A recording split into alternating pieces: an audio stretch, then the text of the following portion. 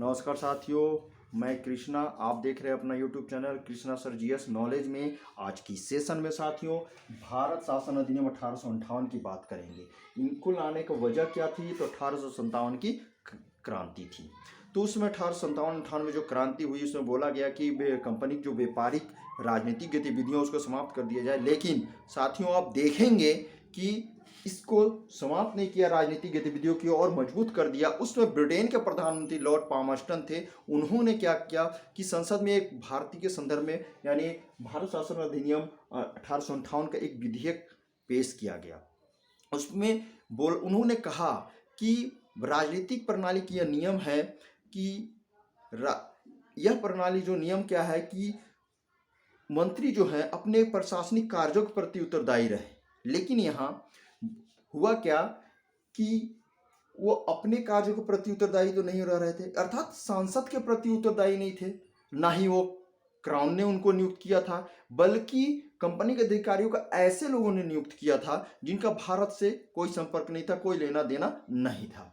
इन सभी गतिविधियों के तहत अब देखेंगे संसद में यह विधेयक लाया गया। ठीक पास होने की कगार पे था, दूसरे सदन में पास भी हो चुकी थी, लेकिन सरकार गिर गई। किनकी सरकार गई? लॉर्ड पामस्टन की।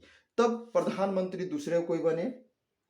अब दूसरे प्रधानमंत्री बने तो साथियों आप देखेंगे कि इन सारी गतिविधियों के अंतर्गत आप जो भी देखें इनमें यह बोला गया कि साथियों उस समय जो प्रधानमंत्री बने लॉर्ड डर्बी।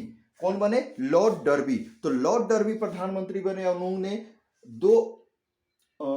उन्होंने अगस्त 1858 को एक बिल पेश किया संसद में, और वही संसद में पेश होकर आया क्या, जो वो पारित हो गया, क्राउन ने उन्हें साइन कर दिया, तो भारत शासन अधिनियम 1858 आ गया।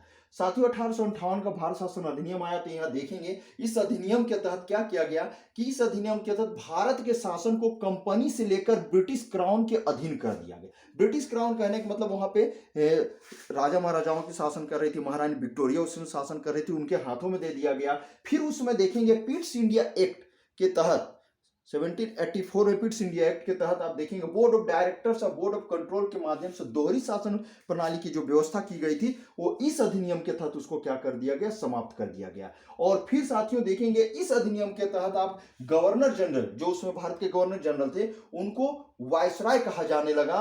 उसमें भारत के प्रथम वायसराय कौन हुए? Lord Canning. चूंकि लॉर्ड कैनिंग के समय ही 1857 के विद्रोह हुए थे और उस समय वायसराय कौन हो गए? इसलिए लॉर्ड कैनिंग हुए। साथियों फिर यहां देखेंगे भारत में एक मंत्री परिषद की व्यवस्था की गई। अब मंत्री परिषद की व्यवस्था की गई भारत के लिए, तो वहां पर मंत्री परिषद की स्थापना की गई, व्यवस्था की गई। तो एक भारत के राज्य सचिव पद का भी सृजन किया। भारत के लिए एक राज्य सचिव पद का सृजन किया गया, स्थापना किया गया।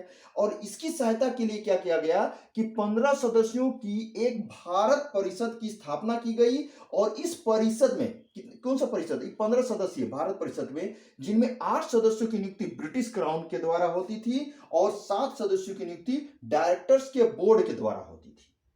इस तरह साथियों आप देखेंगे कि इसके तहत यह व्यवस्था दी गई कि इन सदस्यों में से, यानी 15 सदस्य जो यहां नियुक्त किए गए हैं, इन सदस्यों में से कम आधे सदस्य ऐसे लोग होना चाहिए जो भारत में पहले से 10 वर्ष तक रह चुके हैं, यहां कार्य कर चुके हैं। उन्हीं लोगों को इन पदों के लिए नियुक्त किया जाएगा। साथियों एक चीज और, परिषद की भूमिका है। कौन सा परिषद? ये जो हम लोग देख रहे हैं यहाँ पे सदस्यों के भारत परिषद की जो बात कर रहे हैं, तो इस परिषद की जो भूमिका कैसी रही, तो उसमें भारत सचिव, देखिए साथियों भारत सचिव, तो भारत सचिव को क्या करती थी? ये परामर्श देती थी और सलाह भी देती थी, अर्थात सहायता करती थी, परामर्श देती थी।